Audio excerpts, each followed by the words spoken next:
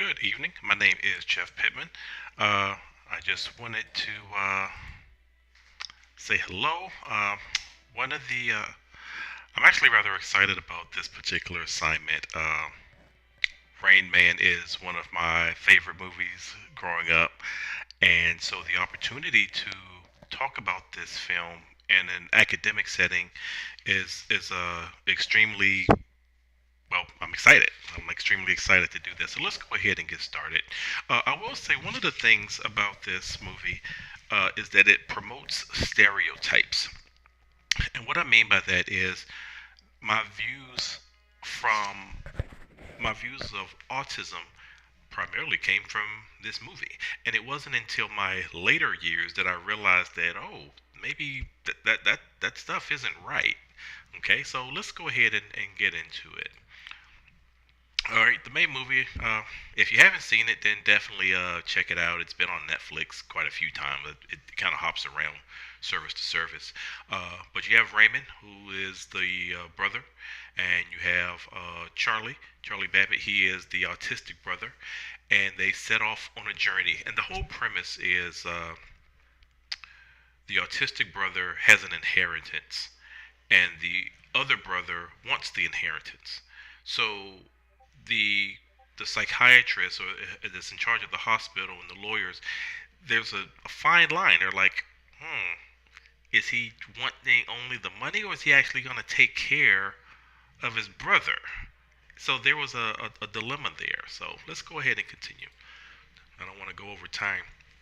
The vulnerable populations would definitely be the autistic people. Uh, they're vulnerable for quite a few different reasons. One, it's hard for them to communicate. Okay, parts of being on the autistic spectrum, uh, it's they communicate. They just don't communicate in a way that's common to most members of society. So that part is difficult. Obviously, anytime you can't communicate or provide information or even receive information, then that can be problematic. Exploitation. Okay, am I taking care of this person? Like if you are working with an autistic person and say, hey, I'm going to get their checkbook and I'm going to pay their bills. Okay. Oh, okay. Well, that's a good thing to pay their bills, but are you taking anything for yourself? Well, if I have to do extra running around for you, then maybe I should get some gas money. But then where does the line get drawn? So there is definitely people who are autistic and they're taken advantage of. Now, again, like I stated earlier, my personal beliefs, uh, it's hard to really put into words. I know that I thought that all autistic people were savants, and I think that's how society portrays them, with a movie like Rain Man, or if you've seen the Big Bang Theory, Sheldon, he's autistic, he's on the autism spectrum, and he has several PhDs, so he's like super, super, super smart. However, again, all autistic people are not super smart. They have learning disabilities just like anyone else. A lot of times they're harder to diagnose, but they have the same issues, that other people have.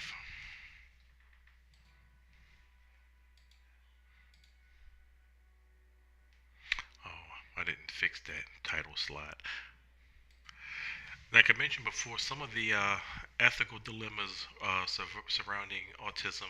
Uh, do you give them do you protect them, or do you give them their autonomy? I mean, and how do you find that balance? And I am going to speed up. I want to make sure I don't go over time. Advocacy strategies, raising public awareness, policy change for advocacy. Okay, being inclusive of support networks.